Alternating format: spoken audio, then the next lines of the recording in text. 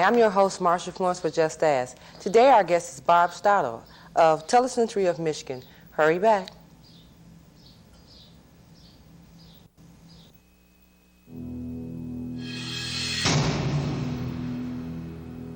It happens when you're not looking. The basic human rights of peaceful people are violated by their own governments. It happens when you're not listening. Men, women, children unjustly imprisoned, tortured, executed, or disappeared for their religion, color, sex, or simply their beliefs. So what if we did nothing? What if no one said a word? We at Amnesty International believe each of us has a moral obligation to see, to hear, and to speak out. We've seen the horrors that occur when the world stands silent.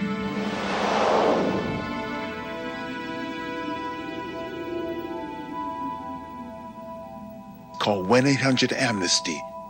It's your human right.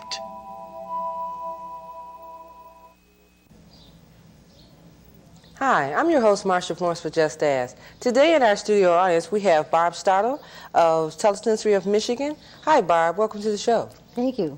Glad to have you come.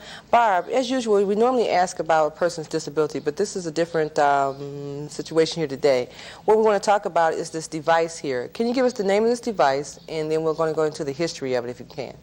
Well, we traditionally call these closed-circuit televisions because there is a video camera built in and a video screen. Mm-hmm. They also are called video magnifiers. Some people call them the reading machine. But what they do is magnify the written word or anything else that you want to see for people who have low vision. Okay.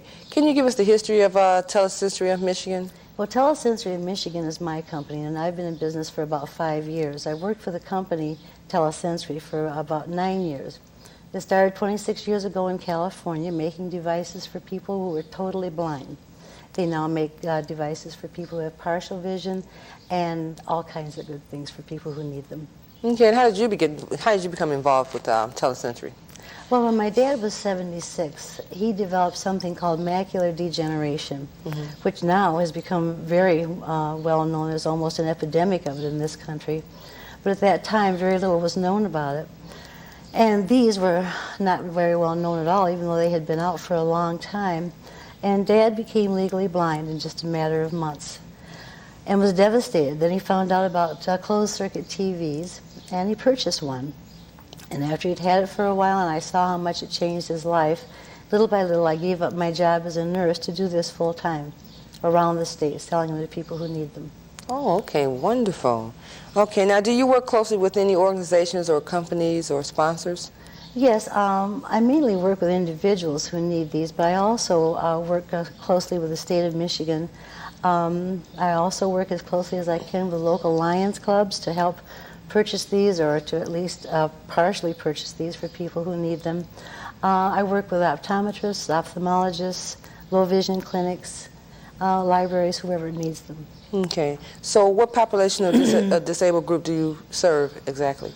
Well, all ages. We have these in schools for children as young as 5 years old, all the way up through universities, into the business world, but we sell a lot of them to individuals to use in their homes. They're wonderful for reading the paper, writing letters, writing your own checks, and so the population varies. Okay. Okay, now are you tied in with any particular funding sources? No, I'm not a particular funding source. I wish there was a funding source for these, because the hardest part of this job is to go into a home where they are definitely needed and the person cannot afford to have it. And we use all the things at our disposal to get something for them, and they still can't have it. We look for used ones for them. We try to get funding from all kinds of sources. Okay. Now you say are they in the library? Are these devices in the library? In libraries. We have them in libraries all over the state of Michigan. Not this exact one necessarily. Some of them are larger. Some of them show color. But they are in libraries, school libraries. We have 3 in the University of Michigan libraries for their low vision student population. They're also in retirement centers. They're also in elementary schools, and as I said, in homes. Okay, so basically, if a person goes to the library and they're visually impaired, and they want to read, to have some material from a book taken out, they can use this device to have the print enlarged?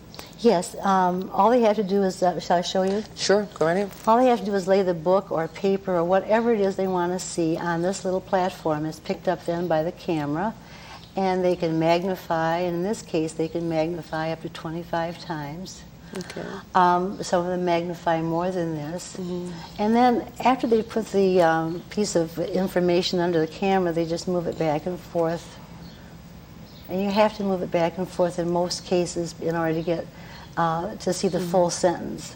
But this will magnify anything you put under it: a pill bottle, a book, a magazine, a catalog, a picture of a grandchild. Okay. The smallest magnification with this one is about 4, and it goes up to 25. We have some that magnify up to 60 times. Wonderful. Okay. Is it a lightweight device? Is it, portable or something? No, it's transportable, but it's not portable. We do have a portable unit that we sell that weighs 10 pounds and comes in a wonderful carrying case that can be taken to the grocery store or the restaurant, anywhere where you want to read. I was going to ask you too, Marcia, if you would mind showing one more facet of this. Would you please take the lever on the right, on the left-hand side, and pull it forward, and you can see the different settings. And many people with macular degeneration especially seem to like this negative background with the white letters. Oh, okay. So it can go from black to white. And then we have another one that does other things that we'll be showing you later. Okay, okay. Now, is this run by electricity? I mean, you plug it in and... Yes. Okay. It has to be put near an electrical outlet. We have it on a typewriter table tonight, and the reason for that is because it's a perfect height for most people. And that is portable. You can push a typewriter table from one room to another or from one part of your office to another because of the casters on it. Okay. Now, the one that you said you could take to the market, is it like a pocket size, purse size or something? It's about purse size. You can carry it as a backpack or over your shoulder. The whole thing is about this big and weighs about 10 pounds. It has a scanning camera. Okay. With this one, I move the material back and forth. With that one, the camera is small and handheld, and you scan it across whatever it is you're trying to read. Okay. Okay. It's really a neat device. I should have brought it. Okay. Well, we'll get to it next time, so no problem. But in the event that a person has one of these devices, you say you can magnify a book or a pill box or pictures, things like that? That's right. Okay. And when we deliver these to the person's home, office, or school, we spend some time with training. And one of the things that we teach them to do is to write. And they write down here, looking up here, which is kind of confusing for the first few minutes because it's like doing things in a mirror. But they catch on real fast, and this gives people some of their independence back. Supposing, for instance, you lived alone and you had to wait for a neighbor to come in and write your checks. That neighbor would know what was in your checking account. The neighbor would know how much you owed in bills. And this gives them back some of their privacy and some of their independence. Wonderful. Okay. That is really nice. Because you do have to wait some time for a family member to drop by or, find yourself trusting in someone to, assist you in your written material needs and things like that. And that can be kind of nosy, so I can understand the purpose of wanting to make sure. So you could actually put your checkbook up there, or take a check out and lay up there, and write the check and see it on the screen. Oh, okay, okay. During the second half, if you want me to, I'll put a check on there and let you see how that works. Okay, that'll be nice. Okay. Also, in the event that you have these in the schools, how do the children basically benefit, and how do you train the children to actually use the devices? Oh, it's so easy to train children. They're little sponges wanting to learn everything. And not only that, if you were a child and everybody else in the classroom could see the map and you couldn't, or the pictures. And that's why I always recommend color for children, because their world is full of color. Count the yellow pencils in the math books. Look at the map and find Detroit. So I recommend color for those. This is just a black and white one here. But all you have to do is set this down in front of a child with low vision and say, this is how you turn it on. And from then on, they're using those levers and buttons and saying, I can see that.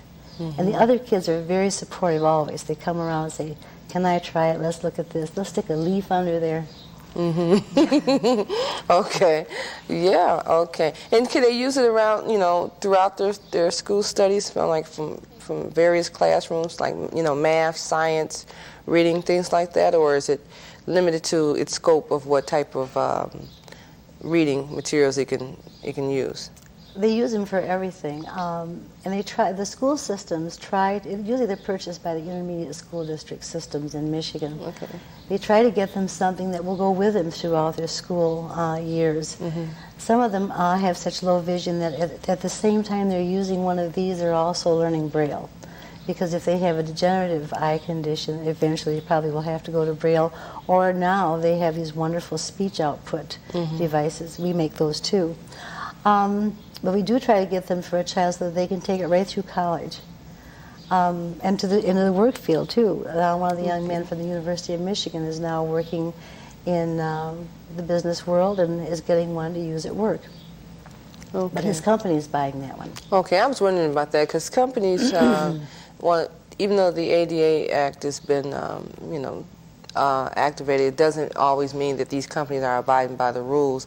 And I kind of wondered, how do they go about if they hire a person with the visually impairedness? Do they actually purchase this material for them, or do they have to bring it on board with them? Because some companies are not aware of the services. So do you give the demonstrations at companies also? Yes, I do. We give demonstrations wherever we're asked, and we quite often are asked to come to offices or to business places to show this, to make sure that a person can get a job or keep a job. And that's where the Michigan Commission for the Blind comes in. They're also in the business of helping people get a job or keep a job. And so they often will help us setting up the appointment with the ADA person, the human resources person in various companies. Okay. Okay, that's good. Okay, because I was wondering about that. You know, I know that the job market is not certain on what type of services to provide persons with disabilities just yet. And sometimes when you first get a job, you don't know what services you may need, you know, and you're asking for things like, I'm not sure if they can afford that, or I'm not sure if they can bring that on board. But however, it's best to know if you have one of these at home, this is the one that should stay at home, and then they should purchase the one for their facility. Yes, and I think that companies in general are getting more and more aware of the fact that people with all kinds of disabilities, not just visual, make excellent employees. True. And they want to comply with ADA, so they do buy them. Okay. Okay, well, Barb, we're going to take a commercial break and get a couple of PSAs in here. And on the second half, I want the audience to see the second device that you brought with you. And let's take a commercial break, and we'll be right back.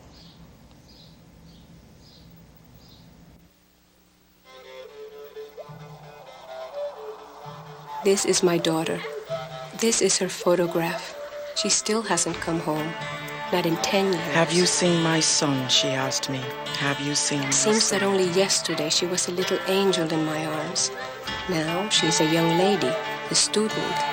Another disappeared. Have you seen my son? He had a shining scar on his temple and rose-colored lips. Every night I say goodbye to her. I'd kiss her. Have you seen my son? She asked me.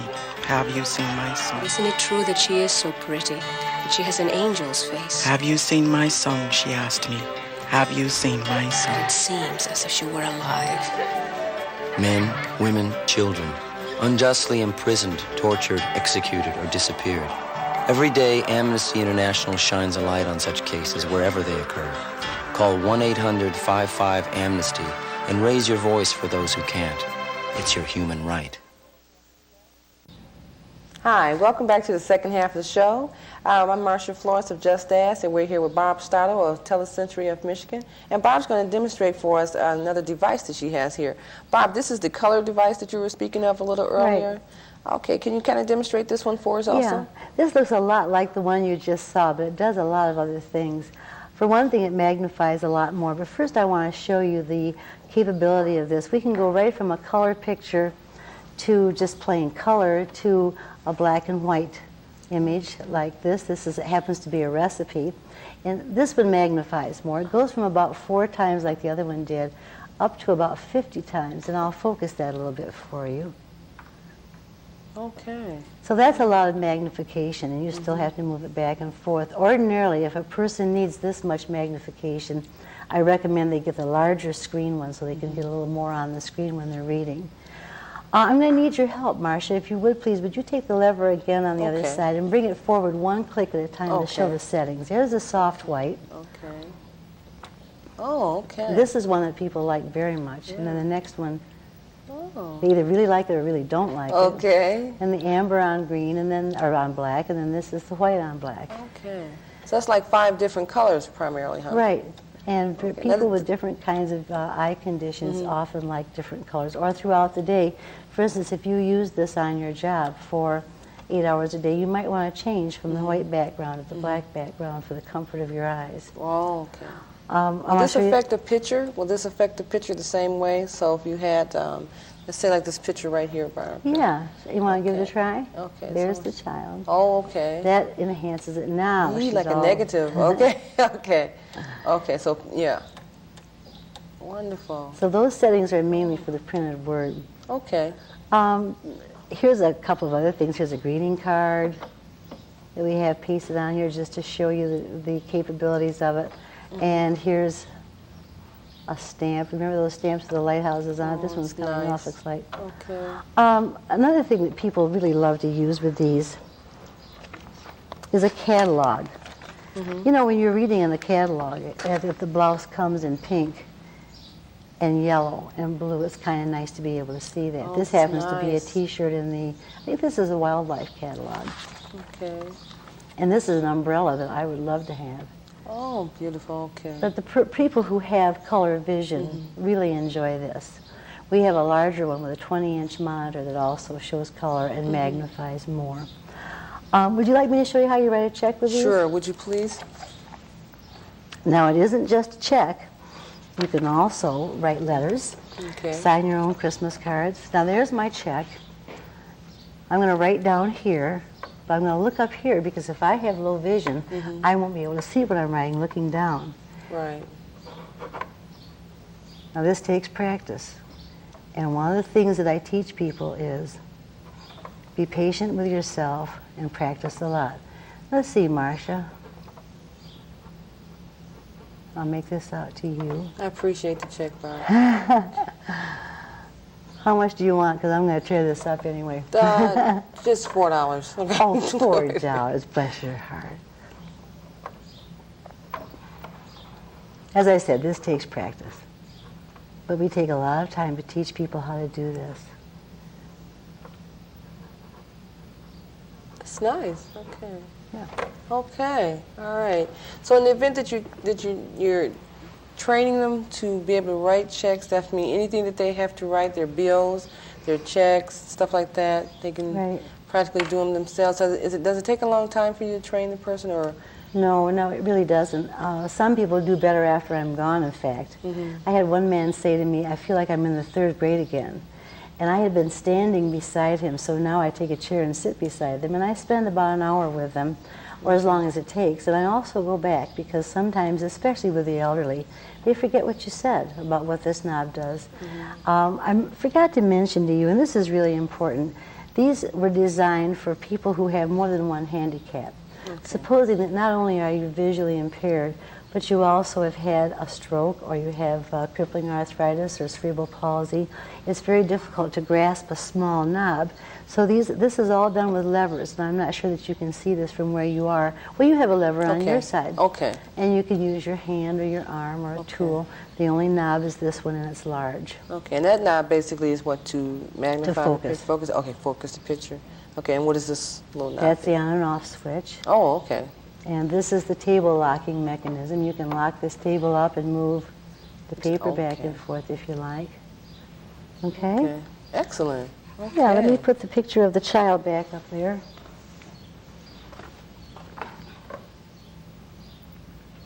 Okay, do you have any other questions about this one? No, but I like the fact that you can put a color picture up there and actually see the true color of a child or anything that you have. And so basically these knobs over here, this one over here that has the 3 or 5 different color monitors in it, you can use that according to the time of day or the type of room setting that you're in and stuff like that. As well as whatever makes you comfortable. For instance, if you're reading and you've been reading a long time and this is no longer comfortable, then you can change it to one of the other settings. And sometimes that's a rest for people's eyes. Now, what about if you have, like, say, can you read labels off a can? Yes. Okay. And you can read medicine bottles, too. Now, when you read a medicine bottle, you have to leave the bottom on the table and then just tip the top up a little bit because for some reason, all drugstores use a shiny label. And there's a little bit of glare from the lights under here, but we teach them how to do that, too. That's one of the most important things that we teach, especially the older population. To read a telephone book, to read the newspaper again, all of those things that this helps you to do. Okay, so this actually can hold the weight of a telephone book? Oh, yeah. And, okay, and pages from a newspaper? Right. This is a heavy-duty table. It can hold a lot of weight. Okay. Okay, this is really nice, Barb. Thank you. Okay, and you have the portable devices as well as stationary for the homes and That's the right. offices. And we have them larger than this. The only one that's any smaller than this is the one that I mentioned that's portable. We also have a head-borne set that sits right on your head and enables you to make settings for far away to see your child playing ball or to watch television or to read. Head-borne. Head-borne. It sits right on your head. Okay. And it can't keep up with the technology. There's just something new every week. Okay. So new devices are basically developed like every so often? Yes. Okay. Are these devices enhanced over time, over a period of time? You know, do they add on to them, or basically, like in other words, we just saw one that was black and white. Now we're seeing one that's color. Was the black and white one the original machine? Yes. And then, okay. Originally they were black and white, and the camera that's hidden in this one in the housing hung out on a stand to one side and the monitor was over the other side, and you had to do the magnifying and the focusing on the camera itself, and that was difficult for people. They have done a lot of improvements, but once they do a major improvement, that usually lasts for several years. One of the most important things that they've done with these is they've put what is called a CCD camera in, which means that there's no burn-in on the screen. There's instant focus. As I move this back and forth, you'll notice that there's no lag. Right. That it focuses on each word almost immediately. Okay. Now, how many, I mean, is there a lot of representatives that go out and survey the metropolitan area, or are you guys, what, nationwide or just state? The Telesensory Corporation is located in California, and they have representatives in all 50 of the states and in many foreign countries. We do a lot of foreign business, too. I happen to be the representative in Michigan, but I have two ladies who work for me because Michigan is a large state. My husband also works with me because they're heavy and because I fall asleep when I'm driving. Okay. But we do try to cover, and we try to see people within 1 week of their calling, so there isn't a big wait for these, because once you've seen this and feel that it's something you can use, they tend to be anxious to have it. Okay. What are the future plans or directions of Telesensory? What are your plans? Me personally, my plan is to try to get to more people with this so that more people know about it. It's amazing to me that as long as these have been available, there are still even ophthalmologists and optometrists that don't know about them, or at least they don't mention them to their patients. Many, many people don't know about them, and I think they should.